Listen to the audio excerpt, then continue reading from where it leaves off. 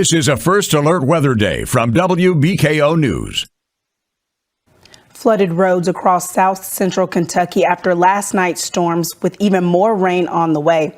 Officials urging everyone to turn around so you don't drown while helping people evacuate and get to higher ground. Thanks for joining us at 10. I'm Casey Freeman. Our First Alert Weather Day continues as we turn towards a new threat over the next few days. Our chief meteorologist David Walter joins us from the First Alert Weather Center. David, this is starting to look like something similar that we saw back in February. Certainly impactful flooding is going to be the concern over the next couple of days. And we're watching Max Storm, and you can certainly see a lot of rain coming in from the west. This is going to slowly slide in from the west. And as we deal with rounds and rounds of very heavy rain on just the overnight, that could accumulate 2 up to 3 inches. And of course, we're already dealing with flooding, so that's just going to make the situation even worse. And since it's night, it's dark out there, you can't see those floodwaters. So if you have to do any travel on the overnight, please be extra cautious. Again, we're watching the widespread heavy rain come on in. We've got some thunder and lightning. There's a chance for maybe a stronger wind gust. Even isolated hail can't be totally ruled out. The heaviest of the rainfall over there into Hopkins, Muhlenberg, Ohio counties, and a stripe coming down 165 all the way through Butler County and approaching Bowling Green from the west. Live look in Litchfield and Grayson County. We've got the rain that is coming on down. Temperatures have been cooler today. Right now we are generally in the 50s, so the atmosphere for the most part is pretty stable, but there's still a little bit of energy there for maybe a stronger storm into the night. We'll start off tomorrow with some heavy rain as the kids are at the bus stop. Later in the afternoon, it's warming up. We're close to 80 degrees. We'll have a few late afternoon storms around. We'll talk more about that and the rain as we get into the weekend coming up. And Barron County Emergency Management has been in Hiceville area today, surveying the affected areas and assessing damage. But as we take a look ahead, BCEM continues to be concerned with area flooding. We've got flash flooding warnings in right now, flood warnings for the entire weekend. Barron County, we've already got several roads closed. One thing I want to stress, and it's for the entire viewing area, not just Barron County, but for Barron County specifically, we've got more roads closed with flooding than we have road closure signs. So our road department is putting out every sign that we have, but there are more roads that are impassable that we just can't put a sign up. We don't have enough. But if a road looks like it's got water, don't cross it. Don't attempt it. Just because there's not a road closed sign out doesn't mean that it's safe. We're just out of signs. And a list of road closures can be found on the Barron County Emergency Management website and Facebook page. And tonight, the Kentucky Emergency Management Operations Plan is in effect. This means the State Emergency Operations Center in Frankfort is active, where several agencies, including FEMA, are monitoring the weather. Carly Hogston talked to the Kentucky Division of the Emergency Management Director about the state's response plan. It's here at the State Emergency Operations Center where emergency officials are keeping a close eye on this weekend's severe weather threats. Director Eric Gibson says staying weather aware is critical.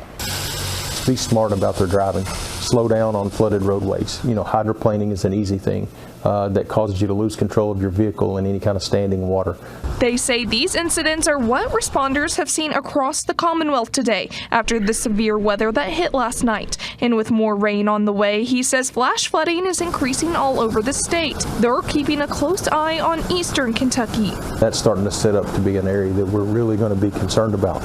Make sure you have a plan to get to high ground if your property is being inundated by water. With dozens of tornado warnings issued just in Kentucky last night, the Emergency Operations Center says they are focused on getting help for the counties that need it. Your local emergency manager, your local judge executives, your city mayors, your city policemen, your city fire and county fire departments, local emergency managers are out there doing the work. Our job is to help coordinate what they need with other state agencies and federal agencies. Gibson says they have reached out to other state emergency departments and urban search and rescuers to help as more severe weather occurs. They are also planning to remain fully staffed at the Emergency Operations Center. I would say that we're going to be here a while because we have this early onset of severe weather followed by flash flooding and then the long-term riverine type flooding that'll last for many, many days to come. And taking a look at storm damage in western Kentucky, an EF2 tornado tore through McCracken County, ripping up trees and damaging a church. Madison Stewart has more. I'm standing in front of what used to be Christ Community Church's sanctuary. Wednesday's storms destroyed the place of worship here in West Paducah. I spoke to Pastor Tim Turner, who's called the church home for 25 years, about what it was like to see the damage. He says it's devastating to lose a place that holds such fond memories. He's preached thousands of sermons here and even baptized his own grandson in the sanctuary. But Turner says he's thankful no one was in the building during the storm and his congregation is safe. God's good. We're all safe, and we're not worried about the building. Like I said, when you stop and think about it, and me baptizing my grandkids in here, and the people that have been saved here, and the services we've had, and the weddings we've done, those memories, when you stop and think about that, it stings, but it's just a building. So we're all good, and we'll be better going forward. Turner says they plan to begin cleanup efforts tomorrow morning. He says they plan to start rebuilding as soon as possible. And over in Hopkins County, Madisonville was hit hard by storm winds and rains. Haley Kirby went to the local Humane Society who felt the brunt of last night's severe weather. In the late hours of Wednesday evening, severe weather took over Madisonville. The Humane Society was not spared. When the storm hit, we had 85 cats and 95 dogs on site. Part of the organization's roof was ripped clean off. And ripped off the front half of our roof of the building, and that's all of our offices and all of our cat areas. When Hopkins County Humane Society Executive Director Dustin Potenza heard that news, I was nervous, sick to my stomach, and was ready to get here. The Humane Society team spent Thursday morning in a rush between making damage assessments and making sure those 85 cats that no longer have a safe place to stay can be relocated. We've had contractors here looking at the damage. We've had engineers here looking at the structural integrity of the existing facility, and we have been making contacts getting those animals moved. Main priority right now is securing a permanent situation for our animal guests that we have on site still. A number of organizations across the tri-state have lended a helping hand, including It Takes a Village and the Vanderburg Humane Society, even as rain continued to drop buckets on the facility. You're good, Mama. More rain in the forecast for the next several days. They're moving as quickly as possible. We are hoping to tarp it, make it watertight as much as possible, and ride out the rest of the storms. With no long-term solution yet, they're praying for the best. The front half of the building may be a total loss. We're uncertain about that. If that is the case, then we will raise it and we will rebuild.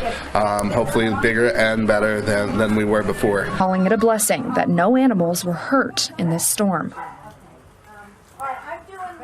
And officials with the Humane Society are asking the public for patience as they try to answer every message and call. They're also asking for donations. We have information on how to donate on our website, WBKO.com.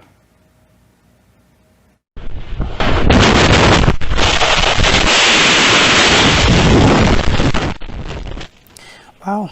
Some folks in Middle Tennessee had to duck and cover today as storms rolled through near the Nashville Superspeedway. Home security cameras show a barn was sent flying and hitting a house. Steve Mailing shows us how a man was caught right in the middle of it all.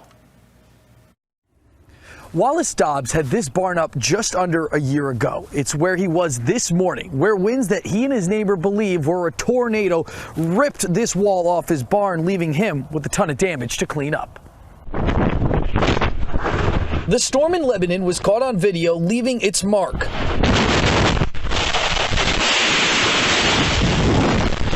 What you probably didn't notice in this video was this barn wall coming down, where Wallace Dobbs was forced to hunker down in only seconds as it tore through the building. It had stormed all night, and We'd been in the tornado shelter at 5 o'clock this morning. It got calm and I came out to work. And before I knew it, it sounded like hail hitting the building. So I went to shut the doors to keep it from blowing in. And the next thing I knew, the door blew in and the back wall blew out. Dobbs says the storm came without warning. And by the time the National Weather Service and local radars caught up to it, the damage, Dobbs says, had been done. I didn't even get the tornado warning until after it happened. My phone beeped and I looked at it and I was like, well. First thing I noticed was the rollers coming out of the door, and then my hat blew off, and then the back wall going down. It was that quick. Neighbors in the surrounding area took damage to sheds, trees were brought down, and debris was scattered throughout.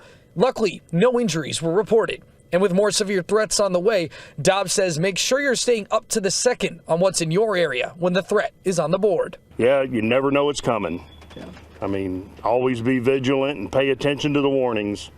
One of the buildings that did withstand these winds was this cabin that Dobbs says was built back in the late 1700s, which in addition to fixing up his wall on the barn is likely going to be on the to-do list once the weather permits.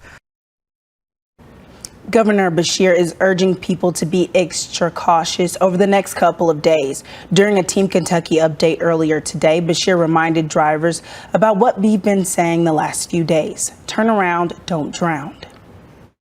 The February flooding that we really just got through, that we are still cleaning up and rebuilding from, showed us that especially when we have this much rain, it's the decisions about when to get out, about what to drive through, when to go stay with someone else that can be the difference between life and death. Beshear said there have been no reported weather-related deaths in Kentucky. The governor did say there have been several debris-related injuries.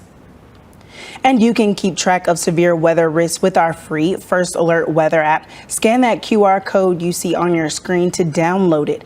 You'll see the latest forecast and get alerts sent right to your phone. And with the number of storms that we've had over the last 24 hours, it's led to some incredible images and videos sent in to our weather team. I'll show you just what we've captured across the area coming up after the break. This is WBKO News at 10.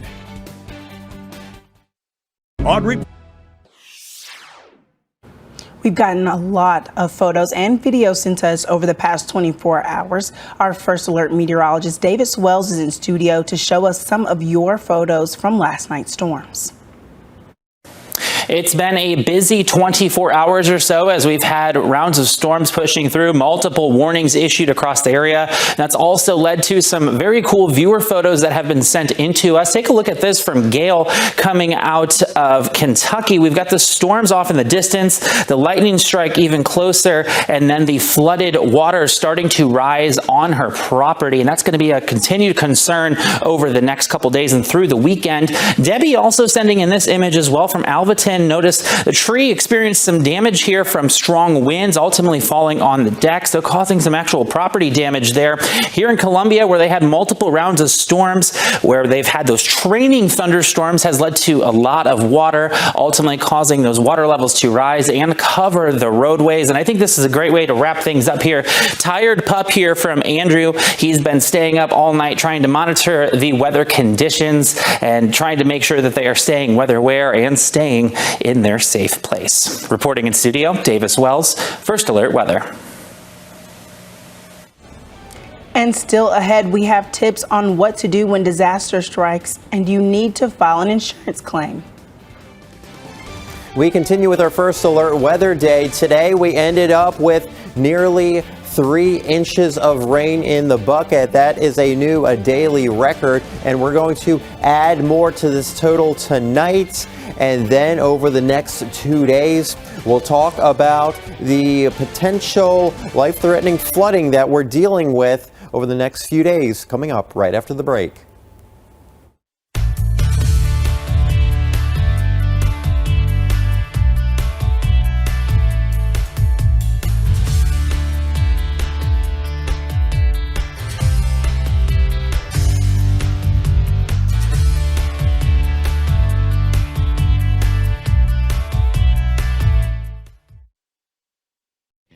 This portion of the news is sponsored. First Alert Weather, sponsored by Med Center Health. We're expecting more wet weather to continue to work in. Scottsville Road is very wet, but when we get those torrential downpours, those drainage areas, they're pouring over into area roadways. Those retention ponds, they are filling up. And of course, those small streams, they're turning into raging rivers. So this is all the recipe for some very significant flooding. And so you have to be extra cautious, especially at night when you can't see some of those flooded roadways. So turn around, don't drown. We're just going to emphasize that because it is literally that important. If you see water, just turn around, go another way. You can always find another route to get to wherever you need to go. And if you're running a little late, that's not a bad thing compared to what you could be dealing with if you drive into floodwaters. As we look at Max Storm, and we've also got the green polygons, that's indicating the flash flood warnings. We've got a lot of them. There is a lot of rain coming out of far western Kentucky, also a lot of lightning. Check out these storms over there near Paducah. There aren't actually any warnings on them, but they certainly have a lot of lightning and some very gusty winds. Heavy rain extending through Muhlenberg, Ohio counties, also into Butler County, and this is starting to scoot over towards Warren County. What's going to happen is that this is going to continue to train from southwest to northeast and only inch over towards the east. That's exactly what Future Max is going to show us here. So you can see those heavy rounds of rain as they continue past midnight. Could have some gusty winds in there, but it's really the torrential rain that is going to add up through the overnight and then into the early morning hours of your Friday. More of those showers. Heavy rain continuing from Morgantown to Brownsville, back to Litchfield, all the way through Munfordville and also into Hodgenville, but areas further to the east and southeast not seeing as much rain. Tomorrow morning, what's going to happen is that front is going to lift to the north, so it's going to actually take a lot of this rain with it. So we'll actually get a drier period for the latter morning hours and then into part of the afternoon. Then we'll have to keep an eye on a few of these isolated storms that develop later in the day. A stronger storm or two is possible, and then another big wave of rain comes in on the late night, and then for the day on Saturday, rain will really be on the increase from the west. This is when we again get torrential rainfall that could accumulate a few inches. So this is all going to add up to possibly 5 up to 10 inches of rainfall. Rain will continue into the early morning hours of Sunday before coming to an end. So just for tonight, you can see 2 up to 3 inches of rain. This is especially for areas along and west of I-65, areas further to the east. Likely will have some rain, but it may not be too much. And for tonight, the severe weather threat is pretty limited overall. Could have a gustier storm and maybe some very isolated hail. Not expecting tornadoes. The flooding risk, though, that is going to be the big concern. Temperatures are cool right now. We are caught up in the 50s. As we do look ahead, we're up to 82 tomorrow thanks to that warmer air coming in from the south. Heavy rainfall into your Saturday, lingering rain on Sunday, cooler temperatures early next week as we dry things out. Some chilly nights ahead, and we've got at least 3 days in which we can truly dry things out. Thank you, David. We are getting some school closures. You can find them on our website, WBKO.com, or our news app. And if your home is damaged from severe weather, investigative reporter Stacey Cameron walks us through how to file an insurance claim and get your home on the road to repair. So thanks to a tornado, flash floods, or fallen trees from high winds, your home got damaged. So what do you do now? Well, first up is a step to take before disaster strikes. Put your home and flood insurance policies in a safe, dry place like a Ziploc bag. You're going to need this handy because the second step is to call your insurance company. Report all of the damage and ask to start the claims process. Adjusters are assigned on a first-come basis, so the longer you wait, it's longer before you get paid. Most policies require you to protect your home from any further damage. So be prepared to do things like putting a tarp on your roof or making small repairs. But remember to keep your receipts because insurance will reimburse most of those expenses. Hopefully your home doesn't fall victim to spring storms, but if it does, remembering these tips could speed up the claims process and help you get that insurance cash you need as fast as possible. Hilltopper men's basketball officially added their first commit out of the transfer portal. Caden Gaylord Day has the latest on this new addition next in sports.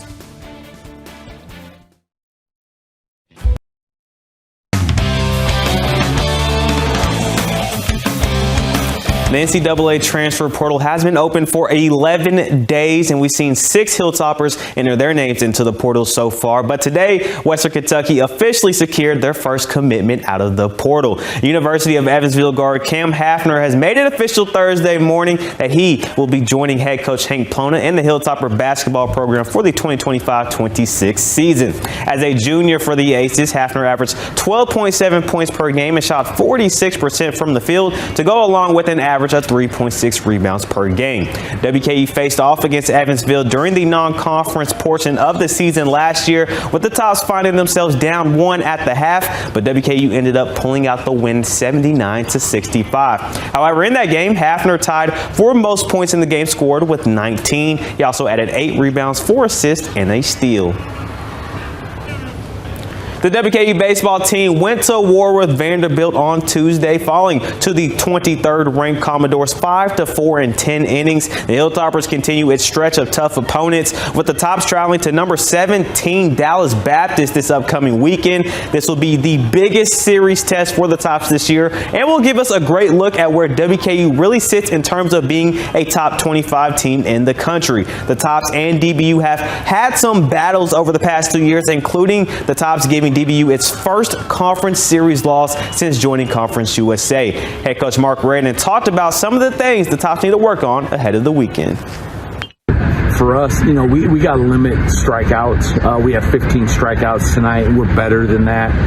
We lose focus as, I think, a whole for our approach at the plate at times, and we'll go 2 innings of just like random as a whole, just losing our approach, and all of a sudden we're taking pitches for strikes and then swinging at balls and striking out, and it gets like contagious for like 2 innings, and then all of a sudden you'll see us just everybody get hot.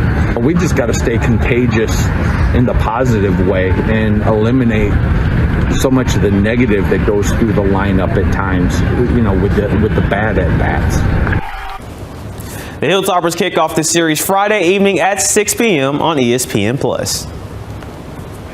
And it's not often a high school has to fill up both basketball head coaching positions at the same time. But after Russellville head coach Phil Todd retired and Orlando Hayden stepped down, the Panthers now have 2 familiar faces at the respective helm.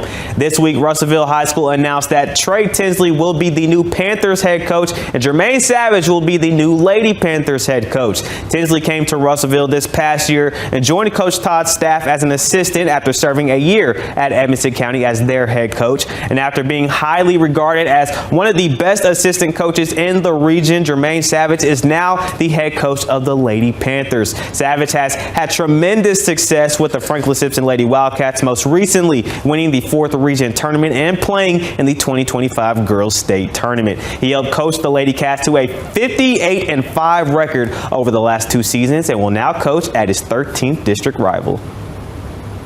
And that's your look at sports. More news on the way after the break.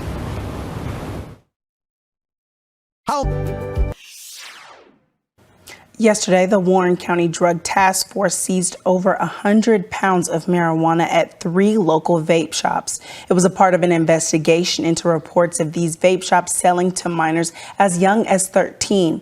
The judge executive, Doug Gorman, is excited about it. Many vape shops are selling illegal products, especially to the youth of this community. That is not something that we're ever going to be for, turn a blind eye to. We're so happy that the Drug Task Force, after a pretty extensive investigation, was able to go to 3 of these shops, and the amount of illegal products they took out of these shops is staggering. The raid netted 116 pounds of marijuana, 21,000 blunts, and a handgun. Gorman hopes this will be a warning to other vape shops that trafficking marijuana is illegal and will be enforced. We'll be right back with one more look at your forecast.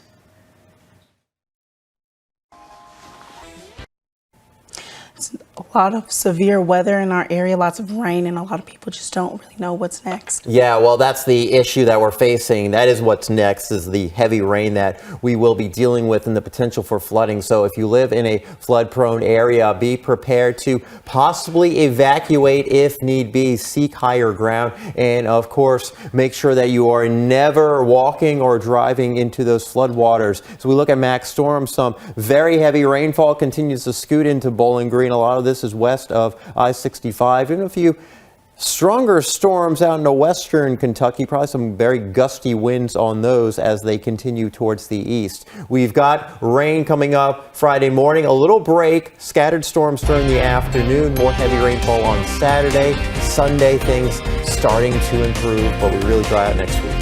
Well, thank you so much, David, and thank you for staying up with us at 10. Have a good night and stay safe.